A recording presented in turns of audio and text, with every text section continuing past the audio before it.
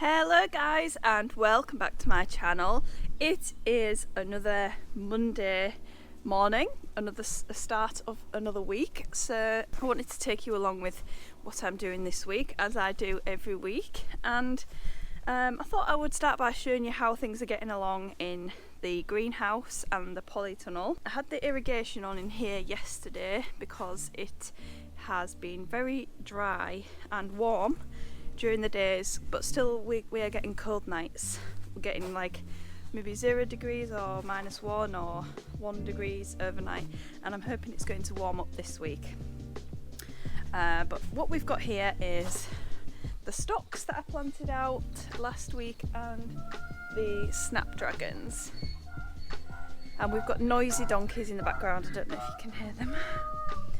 The ranunculus are still slow, and I'm not really expecting a lot from them this year, which is a massive shame because obviously they cost me quite a bit of money. Usually the ranunculus are the most amazing crop to start the year off with, and they seem to be not really enjoying things at the moment, so I'm not really sure what's going on with those, but it could be the fact that I had small corms, I'm not sure, so we'll just have to see whether they bulk up. There's a few that have got flower buds on them at the moment that might do okay, but then there's a few with flower buds on that just look like they're going to be really puny and not even really good enough for jam jars, so that's a bit of a shame, but we'll see what happens. Then we've got Sweet Williams in here, and then just a little bit further along we've got Dorcas.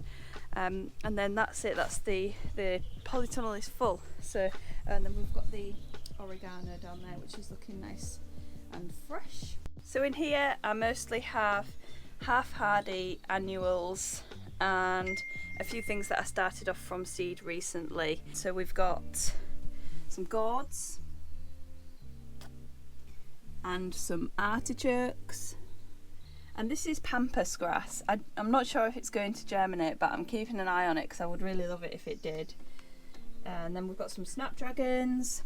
I potted some of these on the other week, last week, so I need to do the rest of those.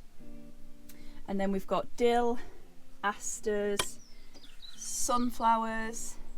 I need to resow the amaranthus because it got attacked by the frost. And then we've got cosmos, some limonium, some rudbeckia, some salvia, some helichrysum, solidago, auroch, statice, phlox and zinnias, and yeah, some bunny-tail grass as well. And then over here in the cold frame, I haven't opened it up yet this morning. There's a few things that I need to start planting out, but we are really dry at the moment, so what I'm going to do today is put the irrigation on because I want to try and soften up the ground so that it's easier for planting into. So there's the little snapdragons that I potted on last week, and then we've got corn cockle, cornflower, scabious, larkspur, mallow, more scabious, cynoglossum, some flax. That really needs planting out because I think it's going to bolt. Just more larkspur and things like that. So that's full. I've got loads of potting on to do to keep everything happy before it gets planted out, which is probably going to be a few more weeks yet. So as I just said, I'm going to try and put the irrigation on today because it is so dry and I think it's going to be really difficult to plant out. I ordered some compost, I tried to order some compost last week, but it's a 4-month wait, so I can't mulch my beds for another 4 months. So I'm going to have to see what I can do to try and improve the health of the soil that's already there. I've got my lactic acid bacteria cultivating in the workshop, so I've got that ready to try on these beds. That's meant to improve the tilth and the water retention and everything, so let's hope that works. But just for now I'm going to go and try and set up the irrigation, and it is an overhead watering system that I've got in this field because I just wanted to get it set up really cheaply for the start of the season last year, so I didn't go with drip tapes and things. I went with the overhead irrigation. I'll probably have to swap over to drip tapes at some point, but we're just gonna have to make this work for now.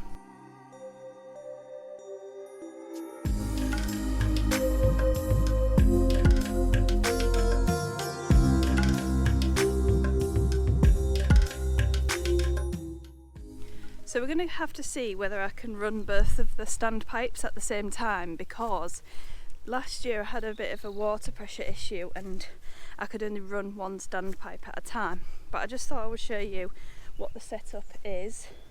So we've got these sprinklers on a standpipe, and then it has a quick coupling at the bottom there where the water gets fed in.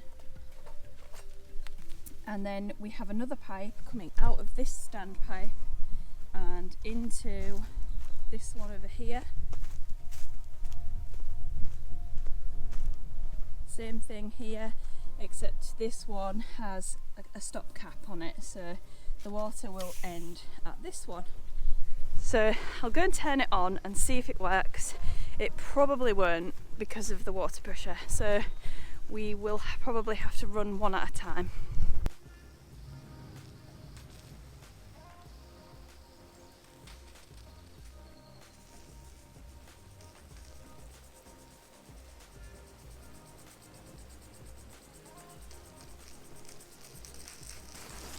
I don't think that's going to work. I don't know if you can see it. It's pretty pathetic, so I'm going to have to go and cap one of them off and see if it works better with one. I can't get the caps off because my fingers don't seem to be strong enough, so I've called on some manpower. Rob's going to come and see if he can do it for me. Talking to myself. I'm just looking at why that's there. It's caught between the clips, so it's only going to work so far. That's better.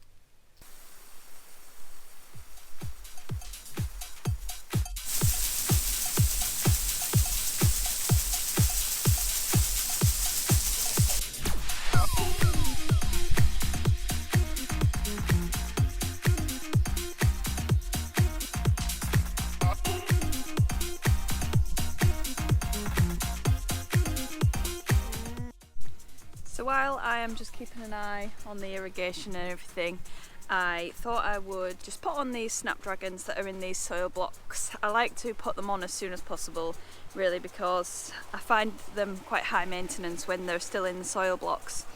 So the quicker I can get them put into bigger pots, the quicker I can sort of worry about them less, because when they're in the soil blocks they dry out extremely quickly, so if they've got more compost around them in a pot, then they're likely to stay moist for a little bit longer.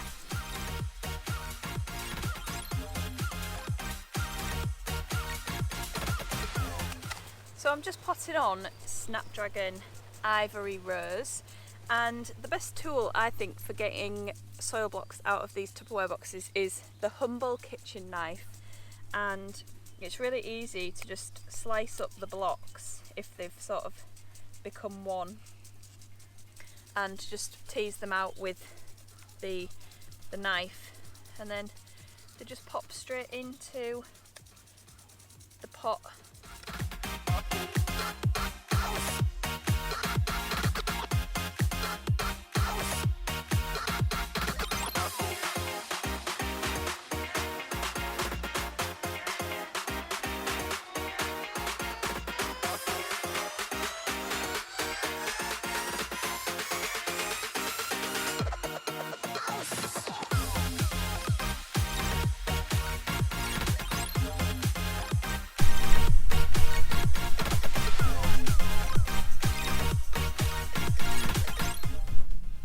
Well, they seem sort of interested in the sprinkler, but not as much as when I hose them down normally, so maybe that's not going to be a new thing that we're going to start doing from now on. So I'm going to start sowing some seeds now, and I will let you know what I'm sowing. I've just been on a little bit of a sowing sesh, and I've sown 2 trays of amaranthus, 1 full tray of Ushberg and 1 full tray of hot biscuits. And I've also sown a tray of globe amaranth, which is a rose colour. And I've sown a tray of limonium, and that is the Seeker variety, so Seeker lemon and Seeker blue, and then also apricot desire. And I've also sown 2 trays of celosia, because I really want to grow celosia and I just can't get it to germinate. So last year I saw it growing on my friend's farm in a low tunnel, which I have now, and I really liked it. Looked great. So it was growing nice and tall, something which I didn't think was going to happen in the UK, but it looked great. So I'm really keen to give it a go. So I'm just hoping that I can get it to germinate. It's from saved seed, so basically I just took the heads off of the celosia that was on my friend's farm, and I can't really get the seed separated from the seed pod thing, so I've just sown it with the chaff and everything with it. So hopefully that will germinate anyway, and we can have lots of celosia. If not, I'm going to buy some seed. So what else do I want to tell you about? I've been watering this field all day, so that's nice and wet now. I think I might put it on again tomorrow for another couple of hours because it is extraordinarily dry. And the other thing I just wanted to tell you about was, you know, the other week when I was telling you how excited I am about the No Till Flowers podcast. Well, Jenny talks about how much she loves to team up with birds and attract birds to her field to help with pest control and munching up all of the seeds and everything. So I had a go at making some bird feeders, and I've put them up on the side of this alpaca shed, but so far I haven't had any birdie visitors, so the sticks have come out of this one, so not sure what's happened there. So yeah, I'm hoping that I can attract some birds, and maybe hopefully not rats or anything like that, to the flower field, and that will be a great addition to the flower farm.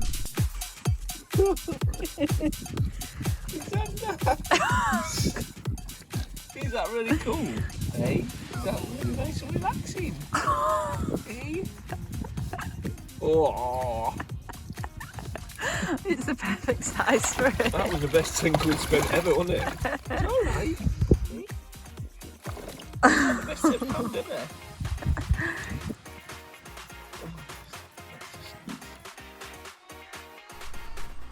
So I've just finished work for the day, and Rob's mucking out the cow pen.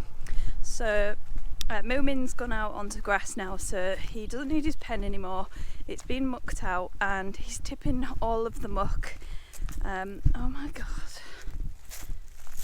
into a huge pile in this area behind my polytunnel.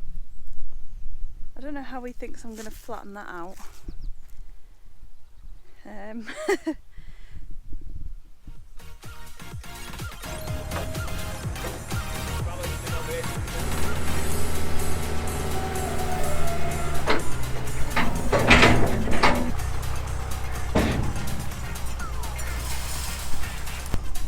It's not going to fit.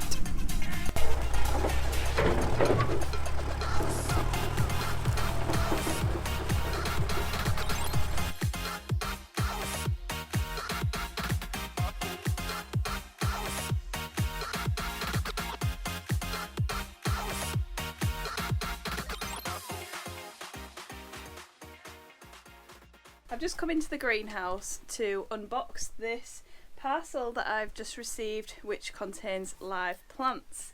So I am excited to show you what's in here. I don't know if you can tell, but things are pretty full in here, and they're very full in the other greenhouse too. I've even got things double stacked over there.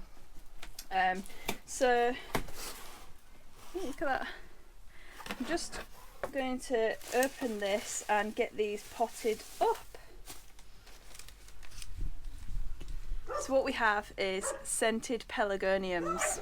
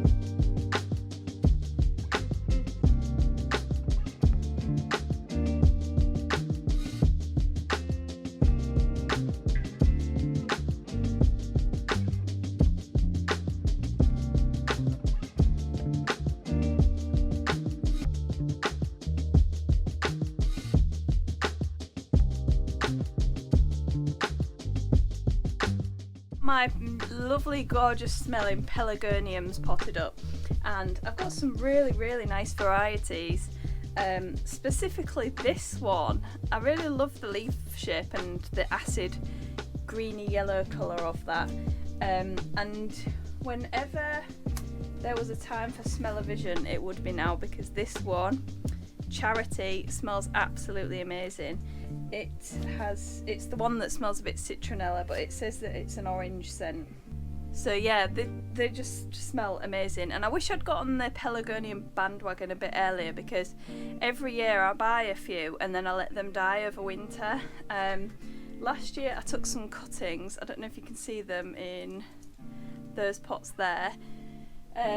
I think only 3 or 4 survived, so I need to start taking cuttings and looking after them a bit better and planting them out in the polytunnel. So these pelargoniums are going to live permanently in the polytunnel, and they're going to be a really nice source of scented foliage for my bouquets.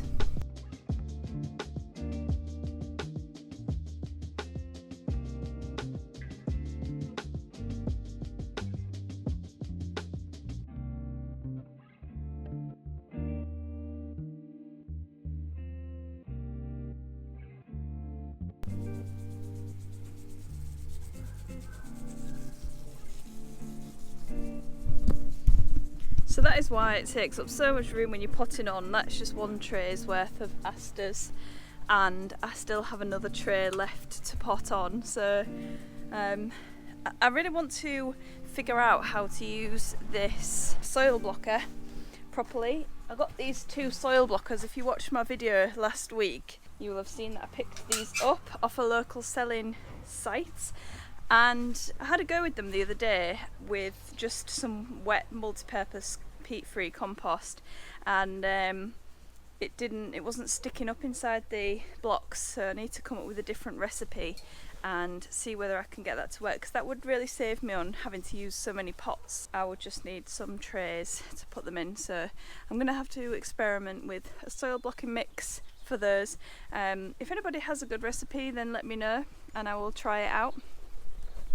But yeah, it's the end of the day now, so I'm going home.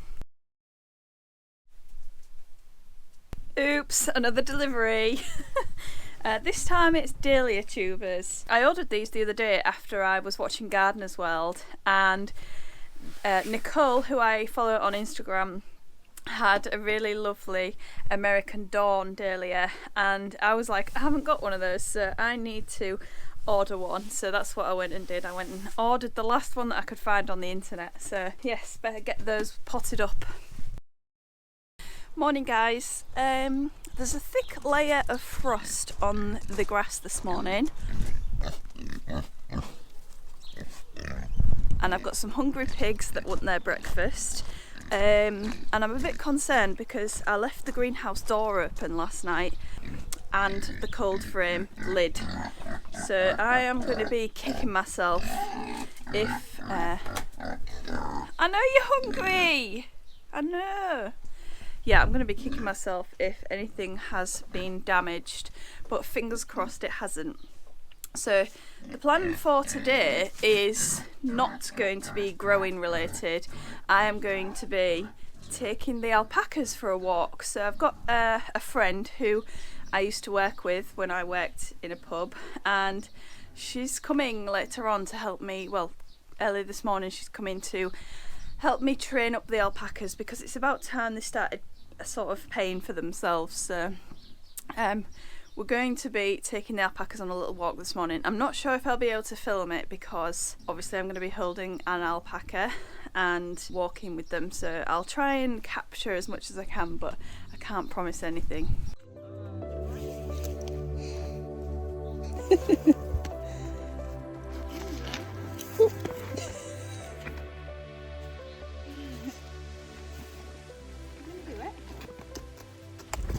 Oh, good boy.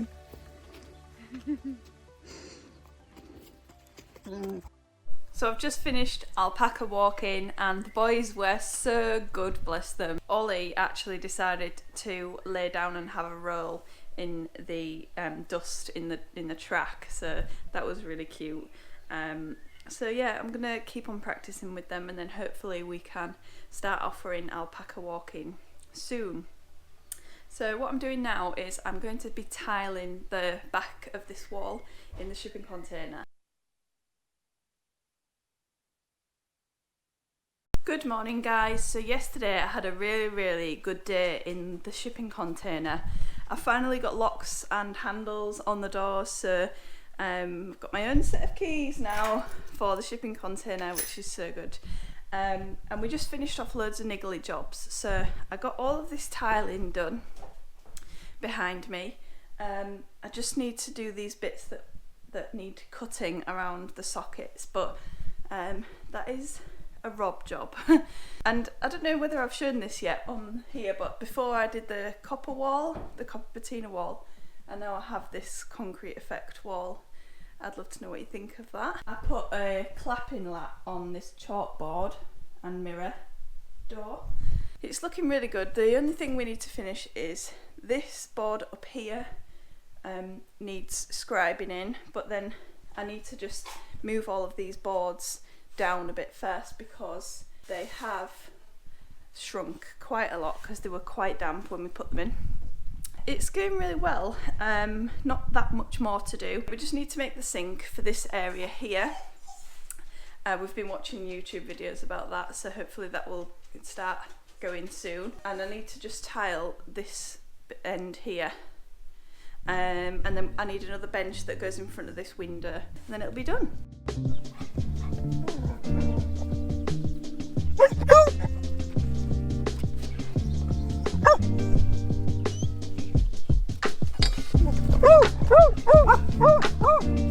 So I've just turned the irrigation on in the field, in the front field, for the first time this year, and I'm really hoping that there's no leaks and it's going to work okay.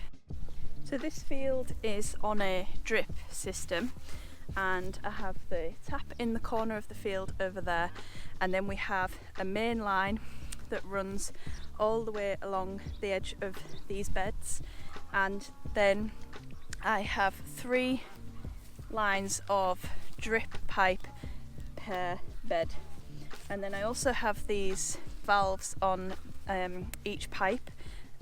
In hindsight, I don't think this was necessary because I actually never turn any of them off. I just thought if I had the valves on, then if a bed was empty I could turn the valves off, but I actually think that it benefits the beds to be watered when the weather is especially dry, like now. I want to make sure everything is kept from baking dry so that it's easier to plant into when it comes to planting in a few weeks' time. Oh my gosh guys, I just noticed that the dahlias in the field are starting to come up. This is super exciting, but also a little bit nerve-wracking because we are still getting frosts, so I really don't want these new dahlia buds emerging from the soil to get hit by the frost because that will set them back. But I'm so excited because obviously I've been worrying about these dahlias quite a bit, and I was thinking they're going to really be set back, but if they're starting to shoot up in the field already, then hopefully we'll get some early flowers. So I'm just making sure that the irrigation is running properly in the field, and I was just checking on the eucalyptus because I coppiced them back in March, and I've been looking at them quite frequently and noticing that there aren't any new growth points on it just yet, and I've been a bit worried that I've killed them off, but I've just come over. I don't even think that I'll be able to pick it up on the camera, but I'll try. But we've got some new growth on the eucalyptus, which is good, well, at least on one of them anyway, so that's a good sign. I'm looking forward to seeing what they're going to look like by the end of the year. I just wanted to share one more bit of good news, good plant news, before the end of this video, which is that I managed to get nearly all of my bells of Ireland to germinate. So I posted a reel on my Instagram a couple of weeks ago, and I put these jerky plant labels in where I was saying, please germinate, love you, to the bells of Ireland, and a few people commented saying, you should stir the cells with the compost and the seeding, and because bells of Ireland like to be disturbed. So I did that once, and I was about to go and do it again last week, and I just thought I'll have a peek just in case they are germinating. I don't want to destroy them if they are starting to germinate. So I had a look and I could see some roots coming from the seeds, and now we almost have a full tray, so I'm hoping that we'll just get a few more.